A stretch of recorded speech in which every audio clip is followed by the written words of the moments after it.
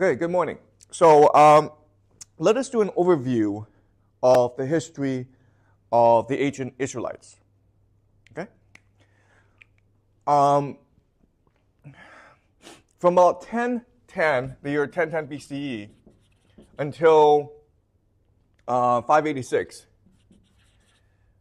this is what is referred to as the first temple period.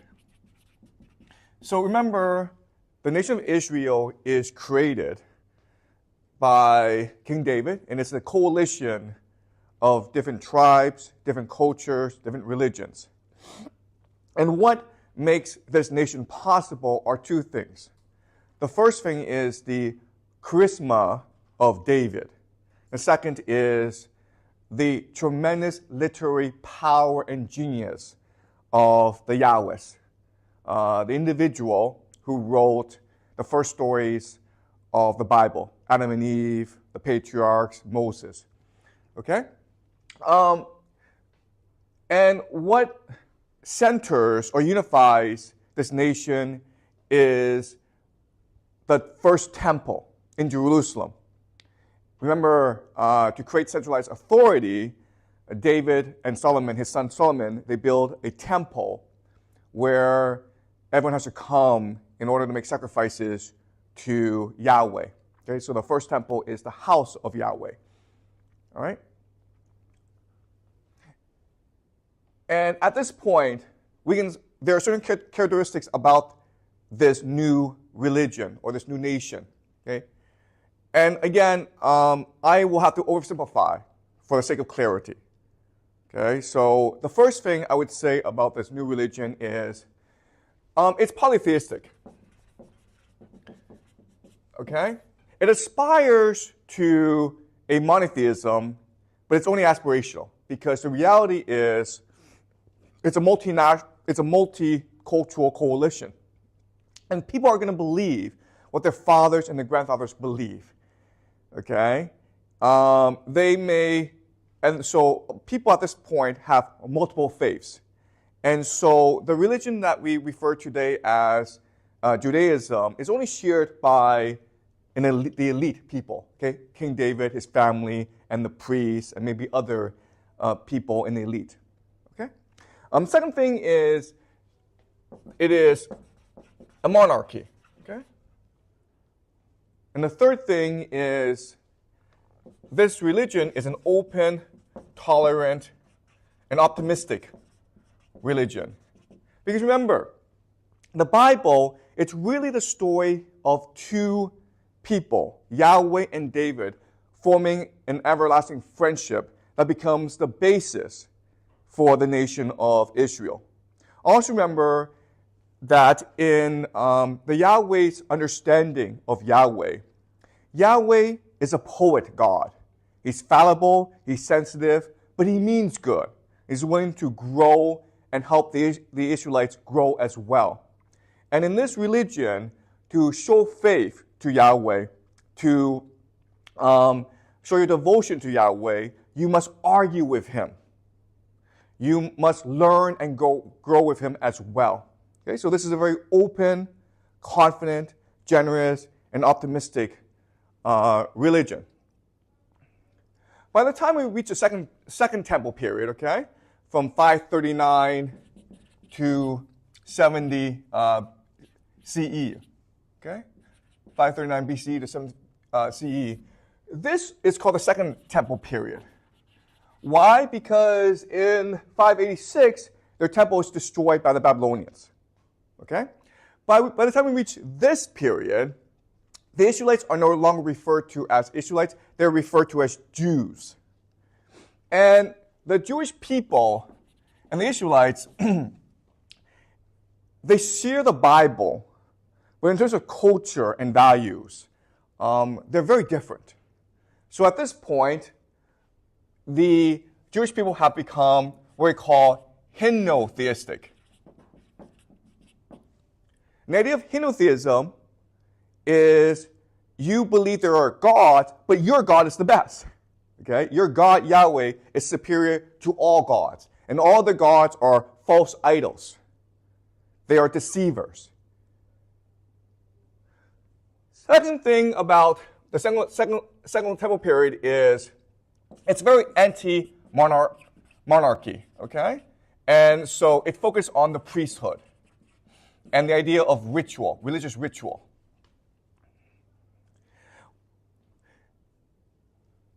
So by the second temple period, the focus of power has shifted from the monarchy to the priesthood. And in a minute, I'll explain why there was this change, okay? And the last thing for our purposes to understand about the culture is it's become extremely focused on purity, okay? You can also say it is focused on fanaticism. It's a very closed and conservative culture now. They believe their culture is the best, and they believe it's important not to intermix with other cultures. So, for example, Jewish women are explicitly forbidden to marry foreign men. Okay? And then, from about 100 CE onwards, there's another transition to the religion. And the reason why is, remember, in the Second Temple period, religious worship is centered around the Second Temple. But in 70 CE, the Romans destroy the temple and banish the Jews from Jerusalem.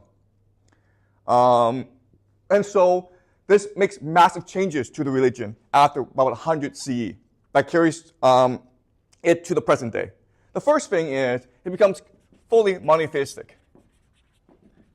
Okay? They only believe there's only one God, and that's it. Second is, because there's no more temple, and you can no longer make any sacrifices to Yahweh, the center of authority in this religion called Judaism are the rabbis. And rabbis means teachers, okay? So the word for this period is called rabbinical Judaism. Okay?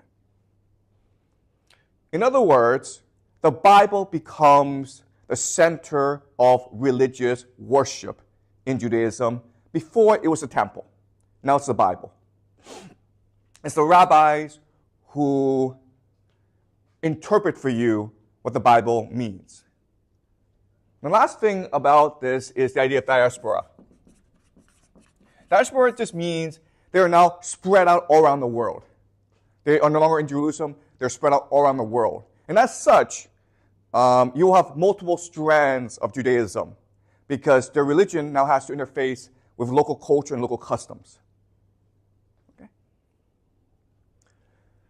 So this is a very broad overview of 1,000 years of the history of the development of Judaism. As you can see, there are these massive cultural changes about every 500 years. And the reason why is the historical circumstance of the Israelites and the Jewish people change over time. Remember, the nation of Israel was founded as a historical accident. It was because of the Bronze Age collapse. Historically, the Levant was controlled by a superpower either in Anatolia or in Egypt or in Mesopotamia. But because of the Bronze Age collapse, the Hittites and the Egyptians have to retreat from the Levant, which gives space for a localized empire to emerge, and that's Israel. But over time, because the Levant was so strategically important, empires started to take over the Levant as a staging post for an invasion of Egypt. Okay, so what would happen over time is the Assyrians and the Babylonians would come and conquer Israel. Also, because the nation of Israel was multicultural and multilingual, it was only held together by the personal charisma of David. So when he died, it was very hard to hold the nation together. And when his son Solomon died in 931 BCE, the nation of Israel was divided into two kingdoms, something called the Northern Kingdom Israel and then Judah. The problem with this is the nation of Israel is centered around the religion. And the religion is centered around religious rituals in the temple. So, and the temple was found in Jerusalem and Judah. So the people in the northern kingdom had to make changes to religion, basically change the sites of religious worship. Okay?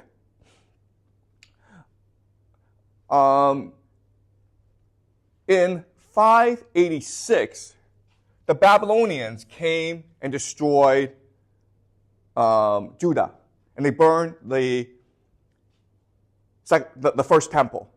And the policy of the Babylonians was to capture the elite and hold them hostage in Babylonia, and then send in a foreign delegation to control the territory.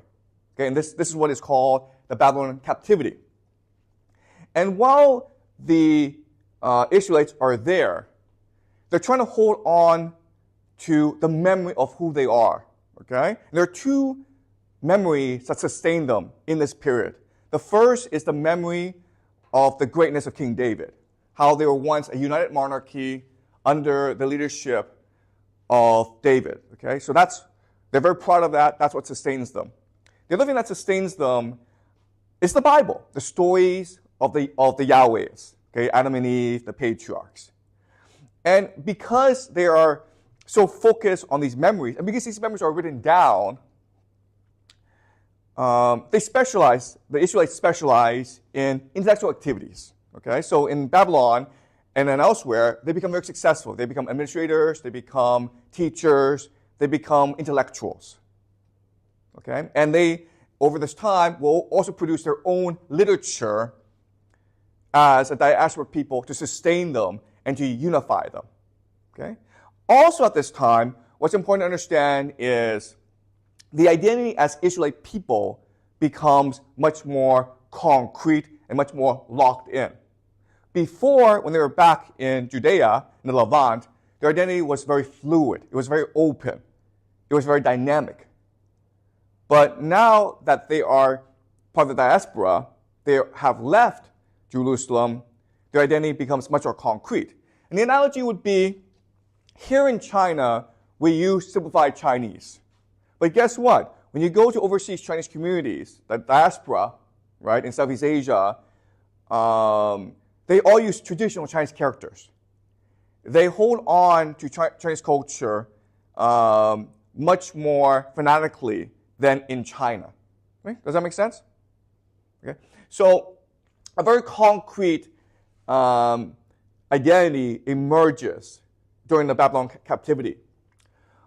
Also, what's important is they need to, if they are to survive as a people, they need to explain why this is happening to them. During the Davidic kingdom, okay, they were at the height of their power. And the Bible was written at the time. And they believe that from now on, this kingdom of David would last forever. And that's what God promised. So why is it that the northern kingdom and Judah split? And why were they conquered by the Assyrians and then the Babylonians? And why have they lost their land that God promised to them? And the answer is because they broke their covenant with Yahweh. Right? There's something called a covenant, a contract. If you, the Israelite people, are loyal to me, meaning you only worship me, then I, Yahweh, will protect you as my chosen people. So if Yahweh has abandoned us, it's because of three reasons. Okay? The first reason is because we start to worship foreign gods. Okay? That's the first reason. Second reason is because we start to have kings. And our religion does not allow kings because the authority of kings contradicts the authority of Yahweh. Okay? And the third reason is because we broke the Ten Commandments. Because we continue to sin as a people. And the people who argue this are called the prophets. Okay? So, after the First Temple period, beginning of the Second Temple period, the Jewish people adopt a prophetic tradition. They believe that Jewish people must remain pure to their love of God if they are to survive as a people. Okay? Okay, so they are in Babylon captivity for almost 70 years, and then the Persians conquer the Babylonians. And the Persian Empire is really the first multinational empire in human history. And their ruler, Cyrus the Great, he is known for being an extremely open, tolerant, and generous ruler. So he releases the Jews from Babylon and have them return to Jerusalem, where they will rebuild their temple, called the Second Temple. And this starts the beginning of the Second Temple period. And the Jews are so grateful that Cyrus the Great is called the Messiah in their Bible. Okay? Messiah means the anointed one, the one chosen by God to save the Jewish people. And Cyrus the Great is the only foreigner who is called Messiah in the Bible. Cyrus the Great sponsors both the building of the Second Temple as well as encourage the Jews to start the project that we now refer to as the Bible. Okay? And this was led by a priest named Ezra, who was in Babylon, but he returned to Jerusalem to rejuvenate their religion and to start the Bible. Okay? So that's a very brief overview of the history of the first 1,000 years of Judaism. Okay? Any questions so far? Are you guys clear about this? Okay. So what I will do now is I'm going to focus specifically on this period, okay, when Cyrus conquered Babylon and released the Jews to return to Jerusalem. Because this marks a fundamental shift in the religion. At this point, what will happen is the merger of the Persian religion with the Israelite religion, which creates a new religion. Okay? Now, the religion of the Persians is called Zoroastrianism. All right? And the merger of these two religions will become the basis of a new religion that will come and dominate the world called Christianity. All right? Okay. So, to understand this history, I will have to first talk about the history of Mesopotamia, okay? So, as we discussed in class, the history of Mesopotamia is one of violent struggle, because there are many violent people in this area, and this area is the center of the world, basically. It's where all the trade goes through. It's very wealthy. It's very multi-ethnic and multinational. So conflict and violence arises all the time. Okay? So you have over here a place called Arabia. And Arabia are nomadic people. Okay? And over here you have something called the Zagros Mountains. Up here is Anatolia, which is also very wealthy. And over here are the two rivers, okay? The Euphrates and the Tigris. And the city-states are built along the two rivers.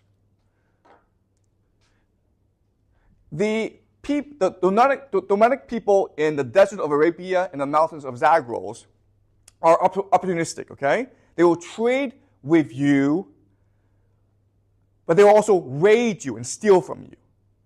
Okay? They'll constantly be raiding and trading with these city-states. What keeps them in check is these city-states have walls. Okay? As well, these city-states will fight each other for dominance. Okay? Because in Mesopotamia, the religion is people must fight for the honor and glory of their patron god.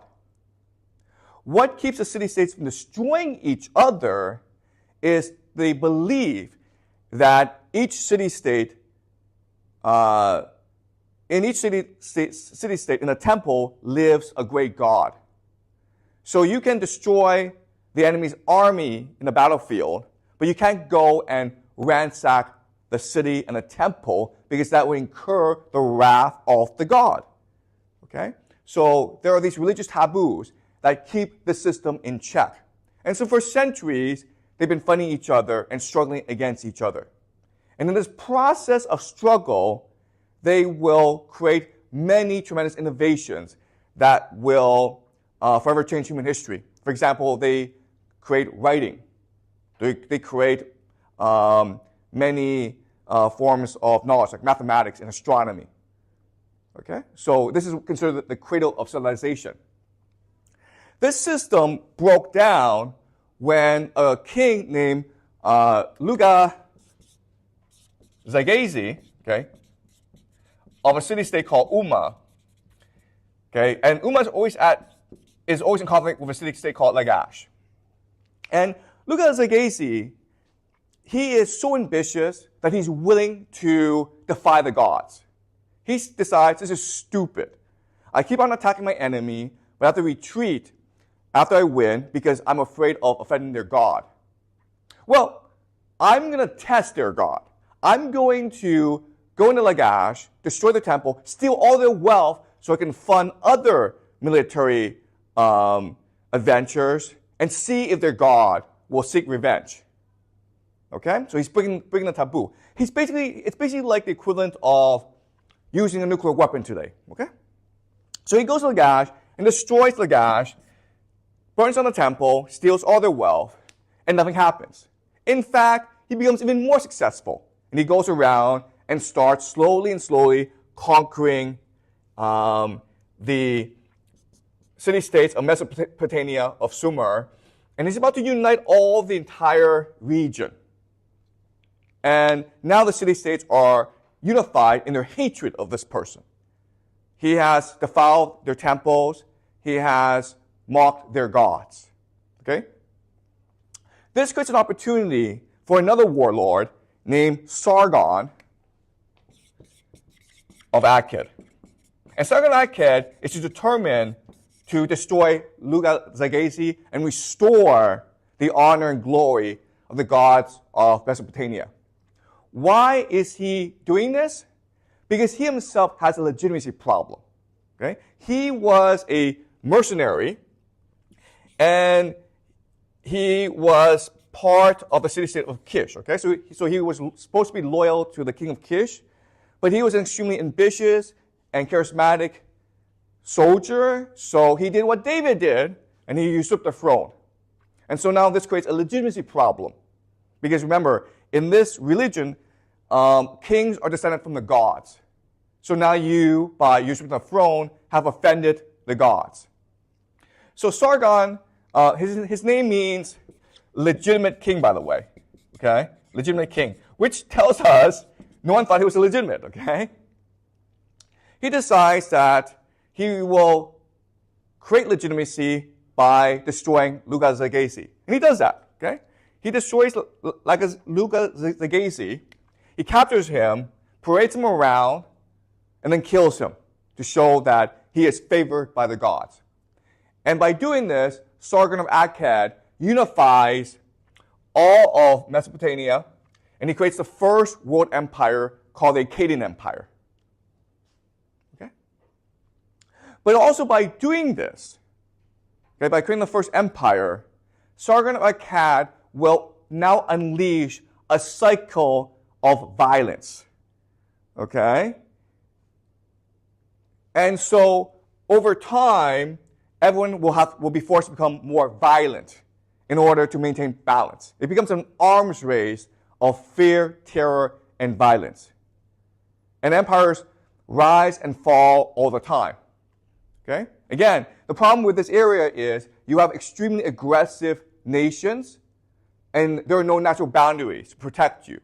So even though it's very easy for you to build an empire, it's also very easy for you to lose the empire. Okay? By 600 BCE, there are three major powers in this region. Okay? Over here in Anatolia are what people call the Lydian, the Lydians. Okay? The Lydians. Over here in Mesopotamia are people who call the Babylonians. And over here, okay, are the Medians. And these are three superpowers that check and balance each other out. They're powerful, but they're not powerful enough to destroy each other. Okay? Around this time will emerge a new power center called the Persians. They are led by a great king named Cyrus the Great. Okay? He is considered to be the greatest ruler in human history. Alexander the Great saw him as a role model. When Alexander the Great invaded Persia, and he saw that the tomb of Cyrus the Great had been desecrated or abandoned, he was furious, and he stopped his campaign to make sure the tomb was renovated and returned to its former glory. If you go to Iran today, you can still visit the tomb of Cyrus the Great. Because throughout history, everyone had a high opinion of him, okay? Even the Greeks thought he was fabulous. His own people, of course, loved him. So for the longest time before Alexander the Great and Julius Caesar, he was considered the greatest ruler in human history. Okay? So, but the problem is, because we don't have access to their writing, we know very little about him, okay? Here's what we do know about him. He was in charge, he was king of a local people called the Persians, who, of course, are descended from the Yamnaya, okay? So they use horse archers in their warfare. Over time, he's able to conquer the Medians. King Croesus of the Lydians saw this as an opportunity to conquer the Medians as well. So he attacks. But Cyrus the Great defeats him. Okay? So now Cyrus the Great is in charge of two empires. What he does next is revolutionary in Mesopotamia. Instead of parading them around, like the captive kings around, and executing them like Sargon of Akkad, Cyrus the Great decides to make them advisors to his court. He shows mercy. He shows clemency. He shows forgiveness. And this shocks and awes the people of Mesopotamia. It shows Cyrus the Great is confident, is powerful, and is favored by the gods, because he is willing to show mercy to his enemies. But not only that, what happens next is really interesting. The Babylonian Empire is the last empire in Mesopotamia. Okay? If Cyrus the Great wants to unify Mesopotamia, he has to conquer the Babylonians. At this time, the Babylonians have an internal conflict. The king and the nobility aren't getting along. The king wants to change the official god of Babylon from Marduk to Sin, because the king wants to establish his own religious authority.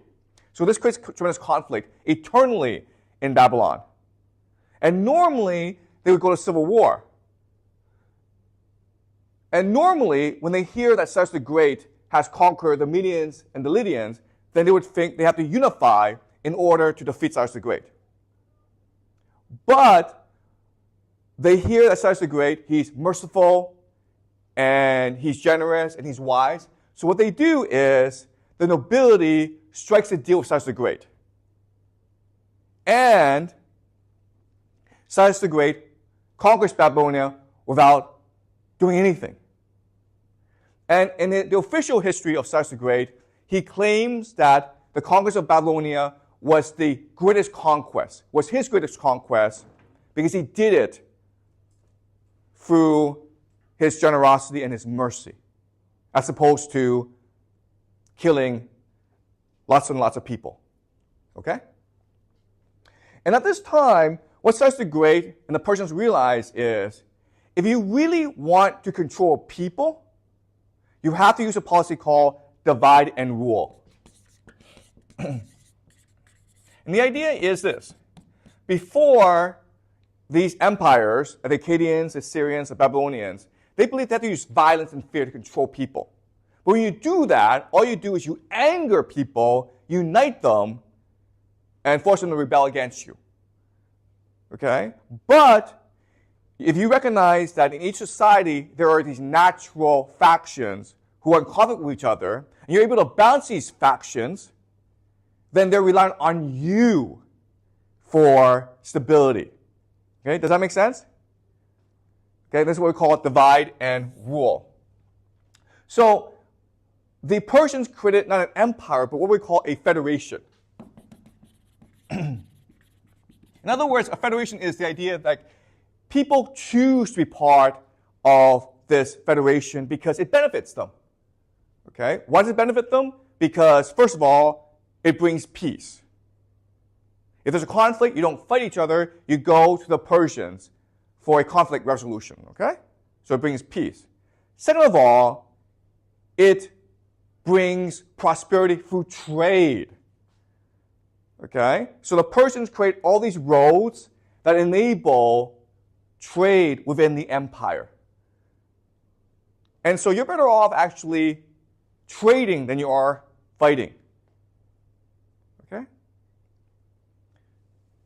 And third of all, you're able to access new knowledge and culture through this process.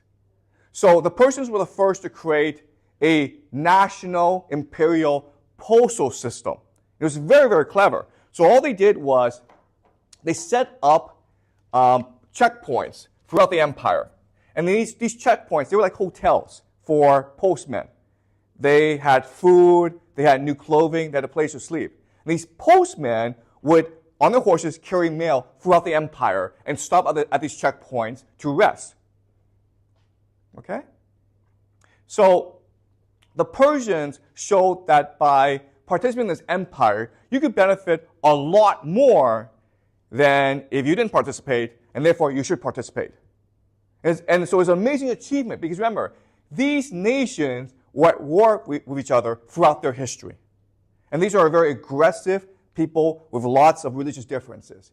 And Cyrus the Great and his descendants were able to create a system that allowed them to work together and prosper together. And that's why he is remembered today, Cyrus the Great is remembered today as the greatest ruler of all time, okay, in human history. No one comes second. And also, why the Jews refer to him as Messiah, God's chosen, God's anointed, a man picked by God to come to save the human people, the human race.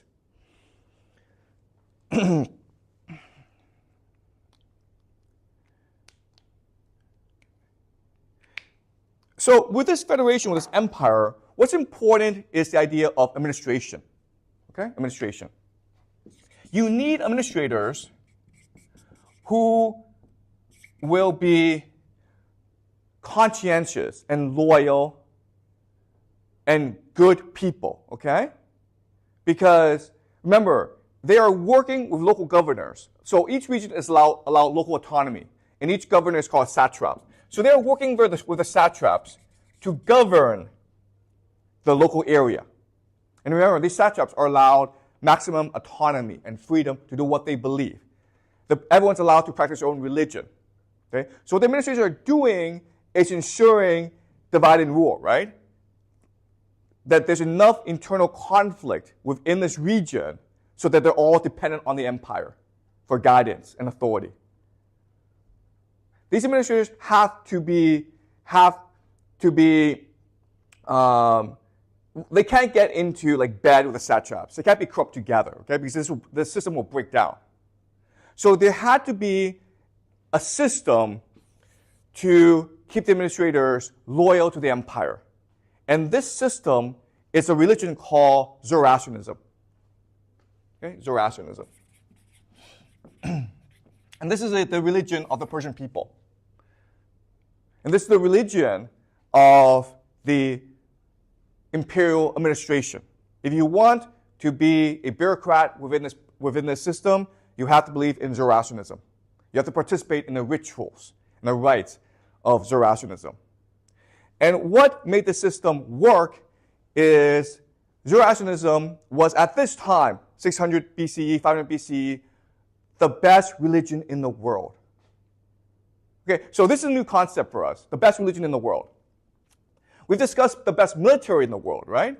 The best military in the world has 3 characteristics. Discipline, they fight a lot, they have a lot of experience. Cohesion, they like each other, they get along. And devotion, they have a common purpose, they have a great leader that they love. Okay? It turns out religions can also be measured. And there are certain religions that are better than other religions based on 3 criteria. Okay? These 3 criteria are grandness, completeness, and unity. Okay? Grandness, completeness, and unity. And this is not a hard concept. So think of religion as a story and ask yourself, what makes a good story? What makes a story so wonderful you want to hear it? And it's these 3 things. Grandness, it's a big topic. Kings and gods and wars and love, okay? Completeness, there's a beginning and there's an end. And unity, there's a plot. Things are united, okay? So if I were to tell you a story about Gilgamesh, who's a king who fought these gods in a search for immortality, and in the end he discovers immortality is impossible, well, that's a complete, unified, and grand story. And you would want to hear that story. But if I would tell you a story about a guy named Robert who wants to get A's in school, and so he studies all the time, you don't want to hear the story, okay? It's not grand, it's very boring, it's not complete, there's no ending. It's not really unified because something really happens. Okay? Does that make sense? It's the same with religions. And the problem with most religions is the structure, okay? So the typical religion is a 3-tier structure. So at the center are gods. And gods are the ones who participate in human affairs. They're the ones manipulating us. But there's also a higher tier that governs the gods as well, okay? These are cosmic forces like fate and fortune. And then the highest tier are these invisible laws of the universe that give it structure, okay? What is referred to as the immutable and unwritten laws of the cosmos. Okay, and this is what the Greeks believed. This is what the Romans believed. Okay? And as you can see, this system, it's not complete, it's not unified. Okay? It may be grand, but it's not complete or unified. It's a very loose system. Zoroastrianism is the first really grand, complete, and unified religion. Okay? So let's talk about Zoroastrianism. So in the religion, they believe there is a creator, God, okay, called the Ahura Mazda. And he is the God of creation. He's the God of light. He's the God of order. And he creates a perfect world, perfection. And within this world, we humans are created, okay? But then there is an evil presence, an evil God, which comes and corrupts the perfection. And this evil or darkness is a match for the creator God, okay? So the world is a perfect balance of dark and light. What tips the balance is the human race. We have free will. Therefore, we can choose to fight for goodness or to fight for darkness, to fight for the truth or to fight for the lie, okay? So the two main, the economy is truth and lie. If you fight for the truth, you're making the world a better place. But if you fight for the lie, you are corrupting the world. Okay, so that's our choice. Eventually, a savior, a hero, will arise to prepare for the final battle between dark and light. In this final battle, light will triumph. Once light triumphs, a river will emerge. Okay, a river will emerge. And everyone must cross this river. Everyone will rise from the dead, and everyone has to cross the river. If you have been good, if you have fought for the truth, you will cross this river, and it will cleanse you. You will feel purified. You will become an eternal soul who will live in paradise forever. Will return to perfection, okay? But if in your life you have lived a lie, if you have committed evil, if you have done wrong against other people, then you will burn in the river and you will be condemned to hell for the rest of your life. Okay? And this is the idea what we call eschatology. Eschatology. Yeah, okay, so this is a hard word, eschatology, but I need you guys to remember it because it's a very important word. Eschatology means an understanding of how the world ends. And Zoroastrianism is the first eschatological religion. It has an ending, a final battle, good versus evil, where everyone will be judged. Okay? And so now we can understand why the Persian system works. Because if you are to be an administrator, if you are to work for the empire, and you believe in Zoroastrianism, then you have a duty to fight for the truth. Okay? We're here at most for 60, 80 years. And what we do in these 60, 80 years will decide how we live our lives for all of eternity. Okay? We either live in paradise or we will burn in hell, depending on how we perform these 60 to 80 years. So the Persians are under tremendous pressure to be a good person. And this is radical in the history of humanity. Okay? So remember, the Mesopotamians believe you are good if you achieve, right? How do you know you're good? Because you've achieved a lot. And by achieving a lot, you show that God's favor you. And the Egyptians believed in status. And others believed in just good luck. Okay? But the Persians believed you have to be a good person. You have to show generosity, compassion, and mercy to others, as exemplified by the life and works and words of Cyrus the Great. Okay. So that's Zoroastrianism. And this is so powerful that it will be adopted into Judaism and eventually become the basis for Christianity. Okay? But this is where it started, Zoroastrianism.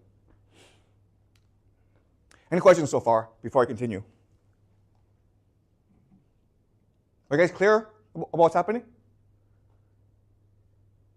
Yeah, if this is the best religion, then what's the worst ones? Okay, that's a good question. If this is the best religion, what are the worst ones? Okay, you're right. There's really no bad religion, okay? But the most common religion is folklore religions, right? So you live in a village and you believe in a local god. Okay, does that make sense? And so when I say it's best, what I mean is intellectually it's the best. It's a religion that can attract the best and the brightest. Do you understand? It's a religion where if you are a very intelligent person, you are attracted to this religion. Okay? Does that make sense? But if you are just a normal person, you're just going to believe what your father and your grandfather believed. Okay? So think of this religion almost as the equivalent of the Confucian classics in China. How do you show cultivation in China? By reading the Confucian classics. And if you want to become a scholar official, you have to memorize the Confucian classics, right? The same concept here, where Zoroastrianism, you have to believe in this religion if you want to become an administrator. And the problem with this religion that makes it hard for people to understand is it's very abstract. Okay? That's the main failing of this religion. It's very abstract. It's very intellectual. And that's why a lot of people don't really see this as a religion and more as a philosophy.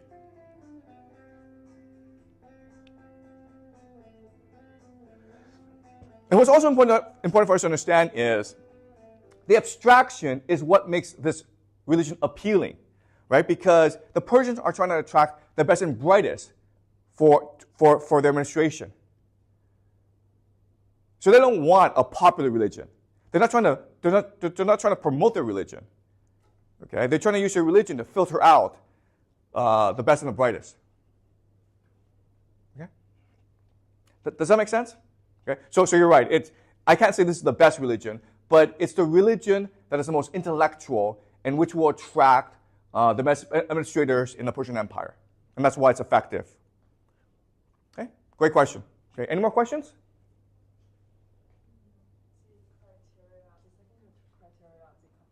Yes. One is that, like the religion explains where do people come from or where do they go? Okay, so the idea of completeness is eschatology, okay? An ending. Because most religions don't actually have an ending. They're not like, okay, this is when the world ends. Okay, so for example, King David, the Bible, right? It's telling us that King David is really the end of history. And from now on, we will live forever in this Davidic kingdom. Okay? This is the best we can do. But it's not saying, okay, King David, we will eventually reach a point when the world ends and when God returns to the earth.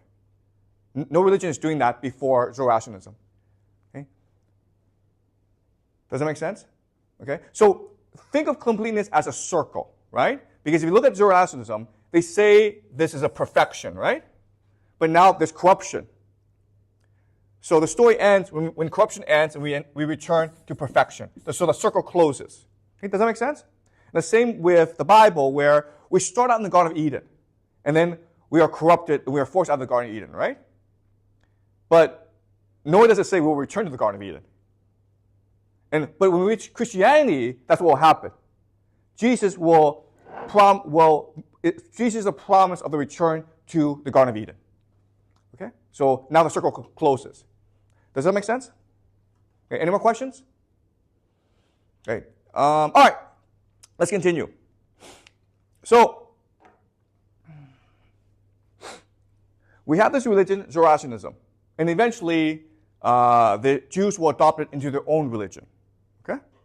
And we have Cyrus the Great, who is this wise, generous, and merciful leader. Okay? But he is this way because he is strategic. Okay? He's strategic.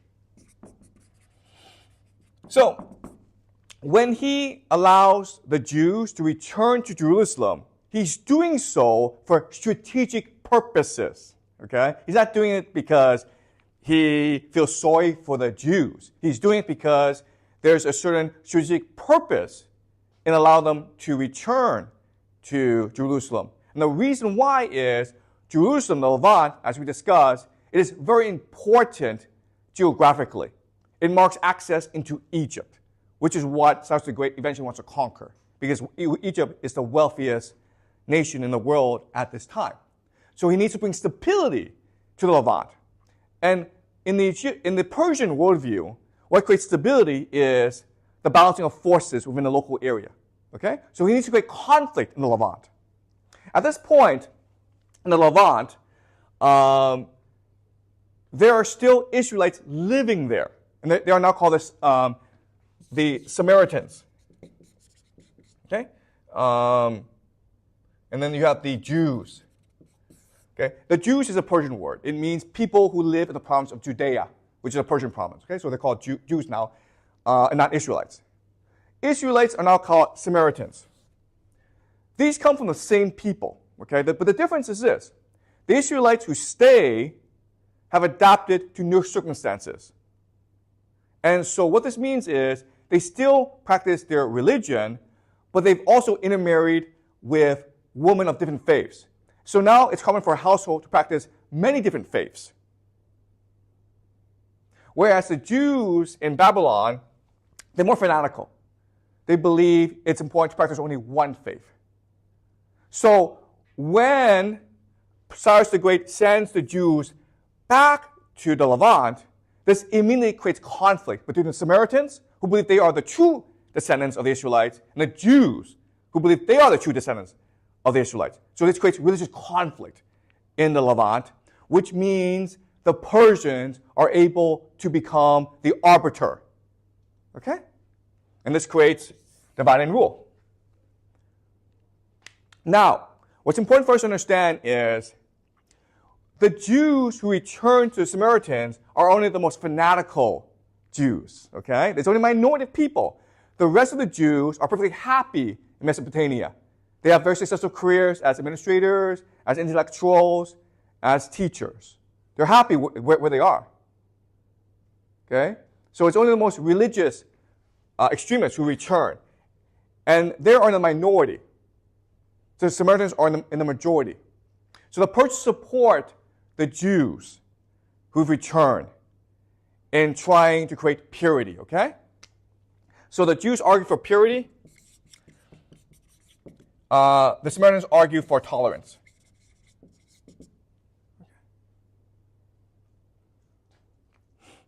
And so this is a power struggle, a religious power struggle. In 443 BCE, around then, a priest, a Jewish priest named Ezra, he returns to Jerusalem, and he's determined to win this war. Okay? So there are certain things he does.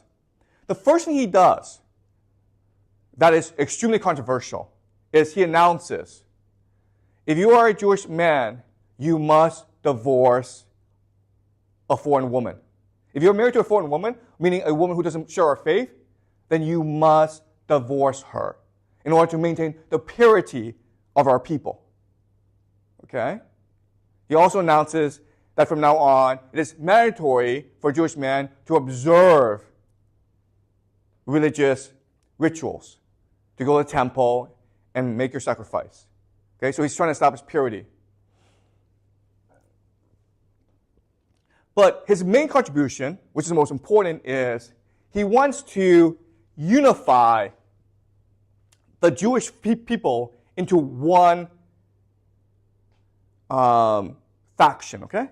So let me explain why this is important. So as we discussed, there are multiple Bibles out there, okay? And so there's at least 4 different schools or 4 different strands. There is the House of David school called the Yahwehs, right? The Yahwehs, or J. Remember, this is the idea of the Yahwehs that Yahweh, he is a fallible, good-meaning, well-meaning poet. Okay? But the main point of the Yahweh, the Yahwehs is God has chosen David to be the legitimate ruler of Israel. God has also ordained David to build the temple where God will reside. Okay? So this is to legitimize the authority of David and to make people understand the central authority of this religion is the temple in Jerusalem. But as we discussed, eventually the northern kingdom will break away from Judah. But once you break away, you can't access Jerusalem anymore. So now you have to have other sites where you can practice your religious rituals, okay? But you do that, you have to change the Yahweh manuscript. And so they do that and create new mythologies, and this is what's called the E manuscript, okay? For Elohis. Elohis is just a different word for God. Right? Does that make sense?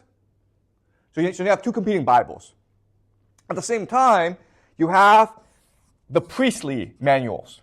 Okay, so remember, Judaism at this point, it is a religion focused on ritual, like most religions.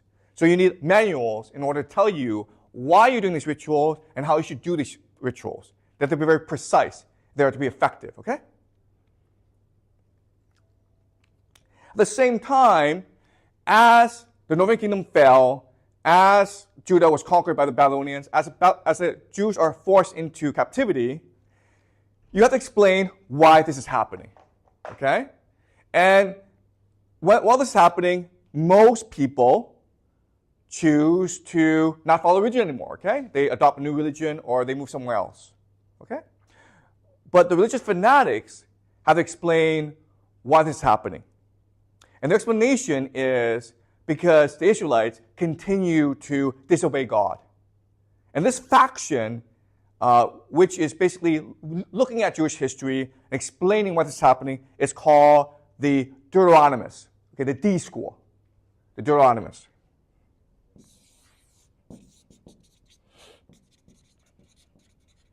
Okay, so these are 4 major factions. Okay, do you understand? And these are 4 different Bibles. Now, what Ezra wants to do is put all these 4 Bibles together to create the impression of a unified religion and a unified people. And the way he does that, which is very interesting, is he basically just takes different parts from each of these books and puts them together, okay? And now this is the Bible. And that's why if you actually read the Bible, you'll find it completely unreadable. Okay? But he also makes changes to the Bible, which is very important. Remember, before, the most important person was David, okay? Because he's really the founder of the nation of Israel. He's the founder of religion. Now, the most important person is Moses, because Moses is a priest. He is the one who was given the laws by Yahweh. Okay, so there are other changes as well, but this is the most important. Okay? There are other changes that will come over time as Zoroastrianism merges into Judaism. Okay? So there are 3 major changes. The first is the idea of eschatology. Okay? Meaning there will be an endpoint to history. And the endpoint of history is when the entire world, when all the empires of the world, because they defy God, converge against the nation of Israel in one final battle. Okay? And in this battle, of course, Israel will win, and this will create eternal peace in the world. Because God has chosen Israel as his people. Second big idea is good versus evil. Okay? Before, the religion of Judaism was very personal. Good and evil was in you. But now there is actually good and evil. Okay? Israel stands for good. These other nations, these other empires, like the Babylonians, the Greeks, the Romans, they represent evil. Okay? And the third change, and which is the most important, is there will be a hero who will come to lead the nation of Israel against all its enemies, and he is called the Messiah, the Son of Man. Okay, the Son of Man. And he will come from the house of David, as written in the Bible. Okay? And why is this important? Because the Christians believe their Messiah is Jesus. Okay? So the Christians basically take all this merger of Zoroastrianism with Judaism, and their claim is the Messiah is Jesus. Okay? And this creates Christianity, which we will discuss next class. All right?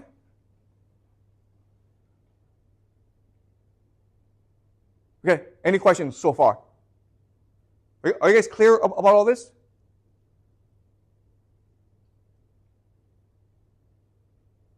Yep. So who wants to make the 2 groups of Jews together? Excuse me? Like there are the Okay. Samaritans and like Jews from Babylon. Yeah, okay, thanks. Thank you. Okay, all right. So let me explain what's happening, okay? So, remember, the Babylonians in 586, they take over Jerusalem. They burn a temple. They destroy the religion of the Jews. And they take the elite, about a few thousand people, and they move them to Babylonia, okay? But who's left behind are the majority of Israelites, okay? But now they have to adapt to a new elite. And so they preserve their religion, but they also adopt the religion of the elite, who are the Babylonians. You also have Israelites who go off to Egypt. Okay, so now you create something called a diaspora. They're either in Babylon or they're in Egypt, but the majority are still at home in Judea. And in this time, because these are just ordinary people, they will adopt many faiths. It's very common back then for a person to have like multiple faiths, okay? The faiths of your father, the faiths of your mother, the faith of your wife, okay? The faith of your neighbor, okay? Because this is how people got along, right? If you said that my God is better than your God, you will piss off your neighbor. You will piss off your colleague. Why would you do that? So it's very common back then for people to have multiple faiths. A faith you might practice at home, a faith you might share with your friends, a faith you might have to share with your king. Okay? Does that make sense? Okay? So these are extremely multi-religious people. And as we discussed, when the Israelites are forced to go to Babylon, they are forced to have a more fanatical religion in order to maintain their identity. Right? It's like, how do you separate yourself from these other people? Because if you don't do that, what happens is you become assimilated, right? You lose what it means to be Israelite. And quite honestly, most people chose to be assimilated because that was the easiest thing to do. But there's a fanatical minority, mainly priests, who were determined to keep alive their religion. Because only by keeping alive their religion could they keep alive Yahweh, could they keep alive Israel. Okay? So when these Jews were allowed to return to Judea, they were horrified by the corruption and impurity they saw. Right? They were like, we were in Babylon, and for 70 years, we fought hard to save our religion, to maintain the purity of our religion. They go back and they see their people, the Samaritans, now adopt foreign gods. And they were like, this is why we fail as a people. This is why Yahweh punished us, because we refuse to be loyal. So in their thinking is like, I would rather all these people go away than have them stay around. You understand? We don't want to get along. We want to maintain the purity of our religion because that's the only way to save our people. Okay? And that's why they say, hey, if you're going to stay, you have to divorce your wife, who is a foreigner. And if you don't want to do so, go away, man. The Persian Empire is huge. Go somewhere else. But Jerusalem, it's only the land of the pure. Okay? Does that make sense? So, I know this is a controversial idea, but it's really only the extremists who keep the religion alive, right? This is true for all religions, okay? Does that make sense? It's only people who are most willing to die for their religion that keeps the religion alive. If everyone's willing to compromise, the religion dies very quickly, okay? And the Jewish religion, Judaism, is able to stay alive for 3,000 years because there are lots of people in the religion, a minority, but still a lot of people who are willing to die for the religion. This is something we'll discuss later on this semester, okay? So thanks for the question. Any more questions?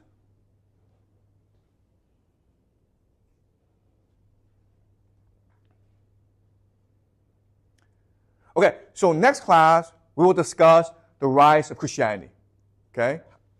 Jesus, basically.